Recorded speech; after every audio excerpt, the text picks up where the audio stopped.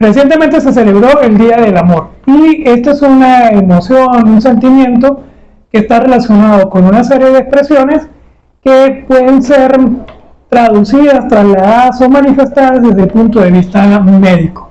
¿Qué tal? ¿Cómo están? Yo soy Ángel García, soy médico internista y en esta oportunidad vamos a estar hablando sobre el amor y sobre cómo se ve, cómo se manifiesta desde el punto de vista médico. Sean todos ustedes bienvenidos a un nuevo episodio de Avisar Anormalidades.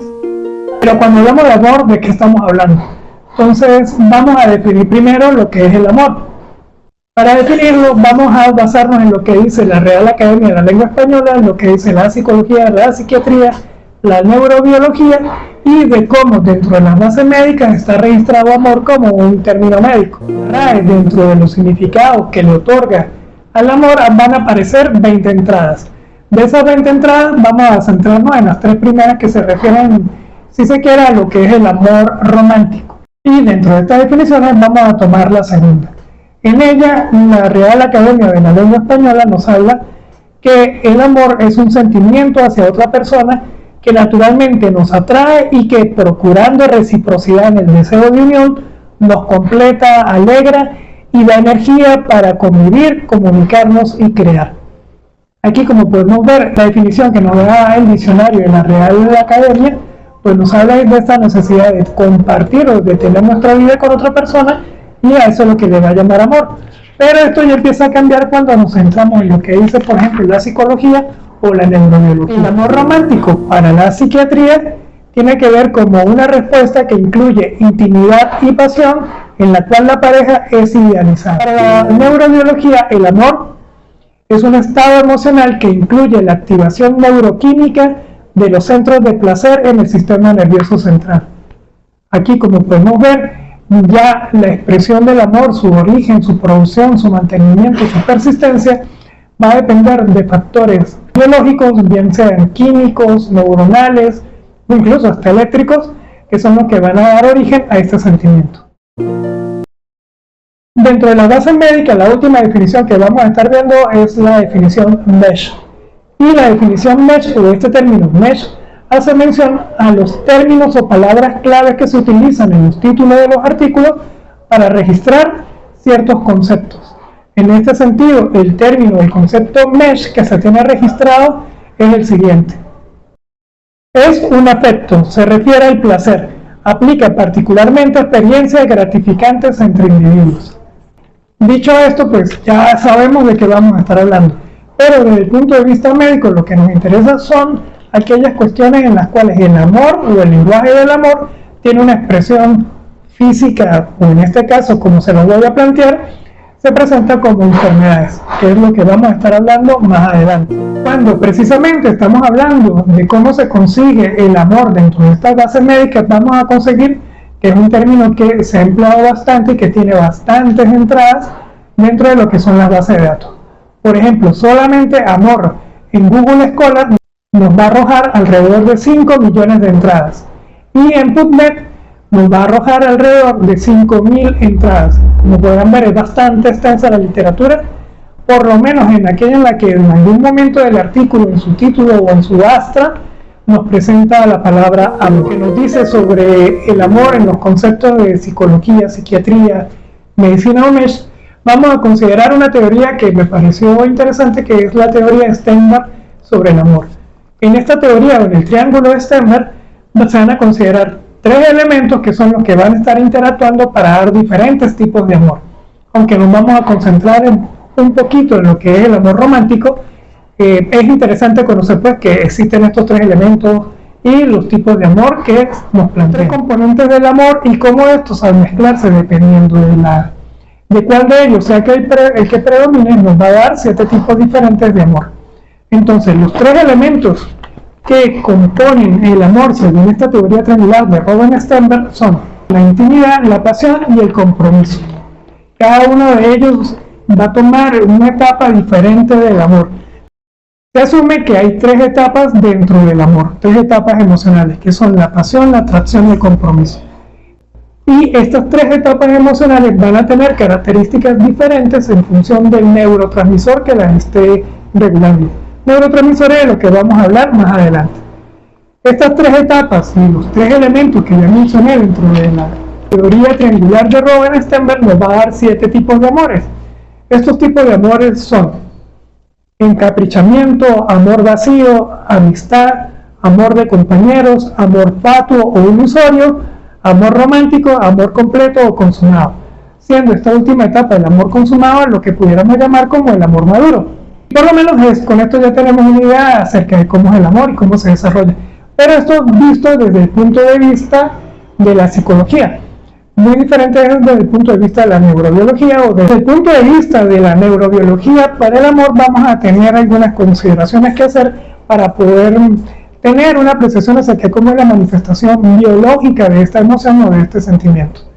Entonces aquí vamos a estar hablando de regiones neuroanatómicas y vamos a estar hablando acerca de neurotransmisores o de la neuroquímica que tiene que ver con la producción, regulación, fortalecimiento y mantenimiento de este sentimiento.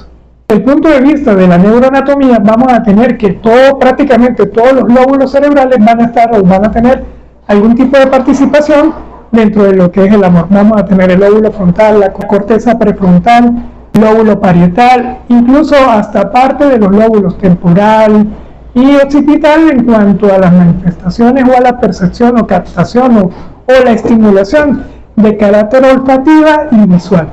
Y dentro de estas estructuras vamos a tener subestructuras que nos van a estar ayudando. Dentro de estas estructuras vamos a tener el área tegmental ventral, el núcleo caudado, el núcleo accumbens, la corteza cingulada anterior, la sustancia negra, la ínsula medial. Todas estas estructuras, tanto anatómicas como las químicas que van a estar participando, comparten vías comunes con otros sistemas que son las vías neuronales que tienen que ver o que participan en la visión. Por eso van a ver ustedes que hay ciertos autores o se comenta que el amor, pues al compartir esta vía de la visión, se comporta como si uno estuviera adicto a algo, a alguien, ¿no? Ahora, ¿cómo es esta cadena en la cual el amor, el estrés y la recompensa se enlazan? La teoría o el esquema que se propone es el siguiente. Enamorarse inicia una cascada precisamente de todos estos neuroquímicos que van a incluir la liberación de hormonas del estrés como el cortisol.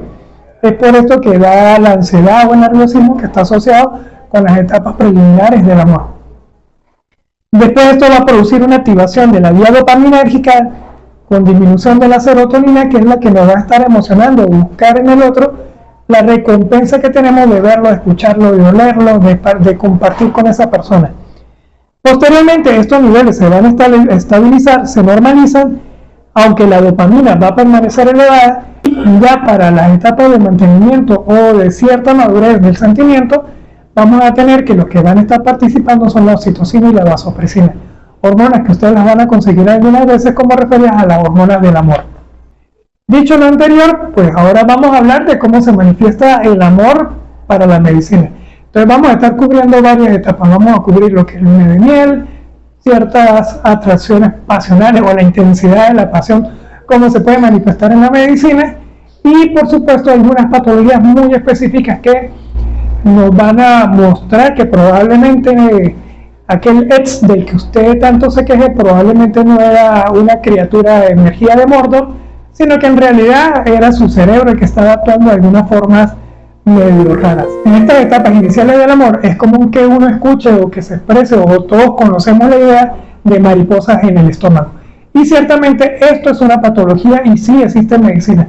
Se llama escolesiasis y es la presencia de orugas o de gusanos dentro del estómago, que por algunas razones particulares pueden resistir la acidez del estómago, y estas larvas pueden evolucionar a la presencia de polillas o de mariposas, cuestiones que han sido encontradas en los vómitos de ciertos pacientes.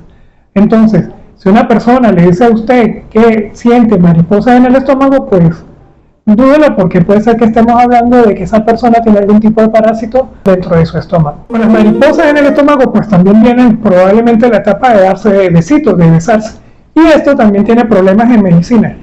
En la enfermedad del beso vamos a tener una enfermedad que se produce o que se transmite a través de la saliva y que se le ha relacionado precisamente con esta acción de besar. En este caso, la enfermedad del beso, como también se le conoce, se corresponde con la mononucleosis infecciosa, que es una enfermedad producida por un virus que produce malestar, decaimiento, falta de energía, y la exposición al virus que produce esta enfermedad puede quedar o puede producir secuelas a largo plazo. Entonces, el besarse, a pesar de que sea muy sabroso, puede tener complicaciones. Ahora, digamos que ya pasamos la etapa de los besitos y vamos a ir a algo mucho más intenso o que esté mucho más relacionado con la pasión del intercambio corporal de fluidos. Y aquí también vamos a tener complicaciones. Una de estas complicaciones es rara y constituye una emergencia, es la fractura del pene. Puede ocurrir en muchas situaciones, como se podrán dar cuenta, pero la que predomina en ella es precisamente que va a ocurrir en ciertas situaciones en las cuales el encuentro amoroso entre una pareja pues se hace con cierta intensidad, que en algún momento, en un desliz o en un desacoplamiento de los movimientos coitales, puede producir que el pene se fracture. Aunque no se fractura, el término no es correcto en el sentido de que como no es un hueso, no es una estructura sólida, no se rompe, pero sí se desgarra. Y esto va a producir alteraciones anatómicas en el pene que de forma aguda constituyen una emergencia médica y que tiene que ser corregido en pabellón. Entonces, la fractura del pene por la emoción del momento puede ocurrir y hay que cuidarse de que las cosas se encajen bien cuando se estén haciendo. Pero esto no es lo único, si el hombre se ve afectado, la mujer también. Y aquí es donde viene una condición que se llama la uretritis de luna de miel. La uretritis de luna de miel se caracteriza porque es una irritación en la uretra. La uretra es el orificio por el cual sale la orina de la vejiga. Y si estos movimientos amorosos coitales son muy intensos o de cierta fuerza, pueden producir irritación o pueden producir microtraumatismos en la uretra que van a producir síntomas parecidos o semejantes a lo que se puede observar en una infección urinaria. Entonces, se le llama luna de miel porque precisamente en este periodo de luna de miel, la actividad sexual, la actividad coital tiene cierta intensidad o frecuencia que facilita la aparición de esta enfermedad. Pero en los dos casos anteriores, en la fractura de pene y en la uretritis de luna de miel, las cosas por la intensidad, pero es que después en el descanso, en el periodo de relajación y de recuperación energética postcoital también hay complicaciones. Y aquí vienen unas cosas que se llaman neuropatía de luna de miel. En este caso la plexopatía del plexo braquial. El plexo braquial es un conjunto de nervios que viene del cuello, pasa por la axila y es el que le da la sensibilidad a todo el brazo.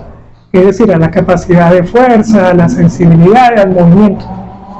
Y en este caso, en esta neuropatía de carácter compresivo porque se descansa la cabeza del ser amado sobre el hombro, se puede producir un aplastamiento o una compresión de estos nervios cuando se descansa y se tiene la cabeza del ser amado aquí. Eso puede producir estas anormalidades dentro de los nervios que van hacia la mano. Entonces, como se podrá ver, no solamente por intensidad, sino también por reposo, en donde se pueden ver estas complicaciones del amor. Y aquí caemos en esto que les he mencionado, que es luna de miel. Pero en la luna de miel hay patologías también que se refieren simplemente al hecho de compartir este periodo de tiempo, en el cual no hay conflicto, todo es amor, todo es felicidad y demás. Hay varias patologías. Por ejemplo, en la diabetes mellitus hay un periodo de luna de miel. Este periodo de luna de miel se refiere a que la enfermedad está empezando a manifestarse, pudiéramos decir, que está dando sus primeros pasos hacia la consolidación ya como enfermedad, pero que no da mayores síntomas. Entonces es como un periodo feliz en el cual la persona está casada con su enfermedad, pero la enfermedad todavía no le ha dado mayor problema. Este periodo de luna de miel también se describe, por ejemplo, para el Parkinson. Pero en el Parkinson lo que vamos a estar hablando es que el periodo de luna de miel es un periodo en el cual los medicamentos están controlando la enfermedad. Queremos decir que es este periodo de felicidad en donde el paciente tiene un control de la actividad motriz de sus temblores, pero que posteriormente, cuando se hacen ya muy crónicos y tal, empiezan ciertas alteraciones que van a meritar que se hagan ajustes medicamentosos. Después el otro periodo, que es cuando el amor se está acabando. aquello de no eres tú, soy yo, también tiene una expresión dentro de la medicina.